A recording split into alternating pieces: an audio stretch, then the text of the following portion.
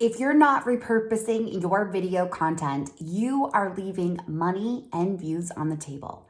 I'm going to show you exactly how to fix this.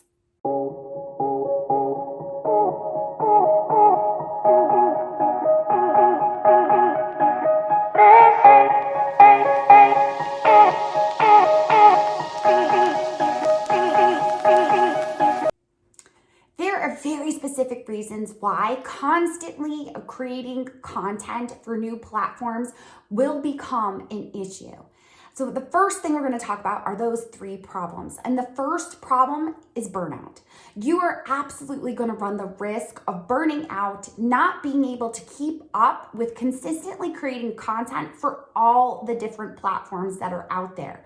You're also going to likely underutilize other platforms. There's different audiences on each platform. Some people like to consume listening to podcasts, some like to watch video, some like to watch short form reels. You have to be able to utilize the content you are already creating so that this doesn't become a problem of you not being able to reach your people where they are. The third is that we're going to have time constraints. Creating content, especially video content, is something that takes up time and energy.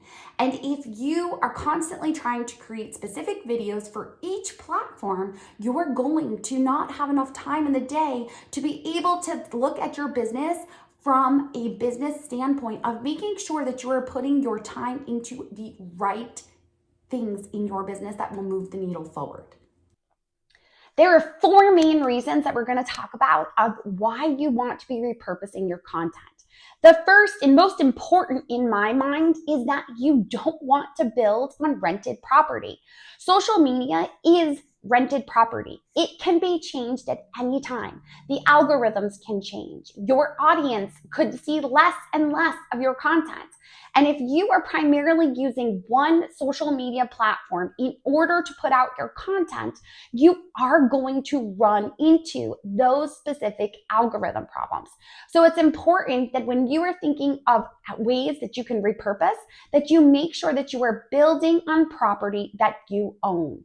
A website, growing your email list, starting off with that piece of content where it can continually be found even when algorithms hit.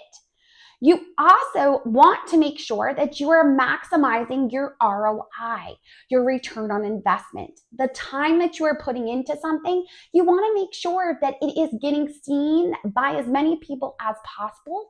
And when you are repurposing, you're giving an opportunity for different audiences to find you. The third point that we want to make sure that we talk about is that fact that you want to be able to reach diverse audiences. Some people are going to watch their content on YouTube. Some will listen to podcasts. Some want to read a blog post. So with that in mind, when you take one piece of content and turn it into multiple, it gives you an opportunity to reach diverse audiences. Now, there are specific strategies that we're going to put in place to repurpose video content. The first is that we're going to make sure that we are doing keyword research. So wherever you are starting out, you want to make sure that you do the keyword research that is going to help you be found via Google on your blog posts that you are creating, as well as potential content that you would be creating for YouTube. So when we are doing this, you're making sure that the string of words has the actual volume and is what people are searching for. Too often I see people creating content using keywords, yet it's not the string of words that people actually search for. And that turns into a real problem because then people aren't going to find it. You can't create something in using terms where it'll never be found. For example, I created Love Bug fruit cups when I owned the Melrose family. Super cute. They did great on Pinterest because they were beautiful.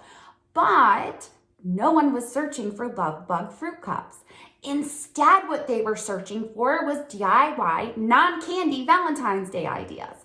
Once we changed the keywords on the blog post, it was found much simpler. So you really want to make sure that you are doing that keyword research ahead of time.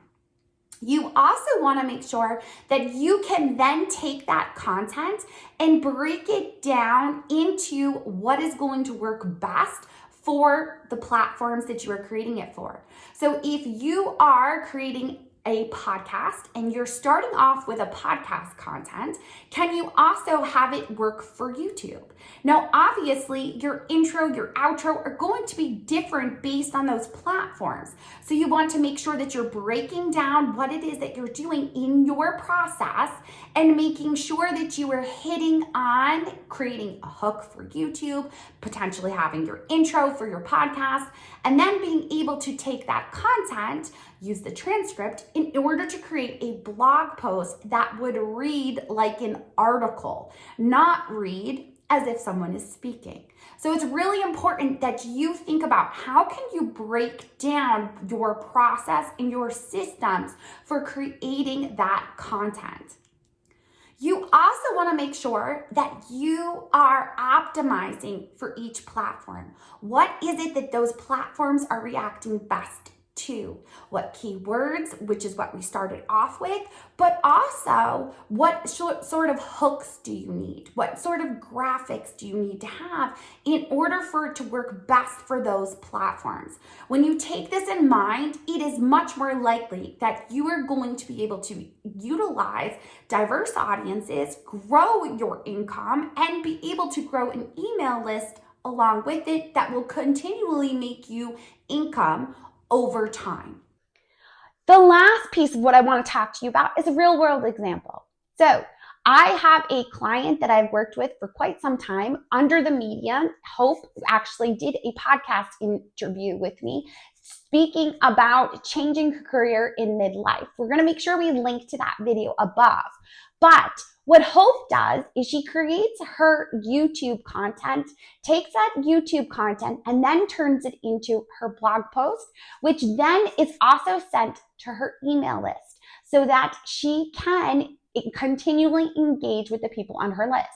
Now, the key points of this is that in her YouTube video, when she starts off, she's doing the keyword research for YouTube, and she's also doing the keyword research for Google for that blog post. Within the YouTube video and within the blog post, she's going to make sure that she speaks about her opt-in, her lead magnet, the way in which people are getting onto her list.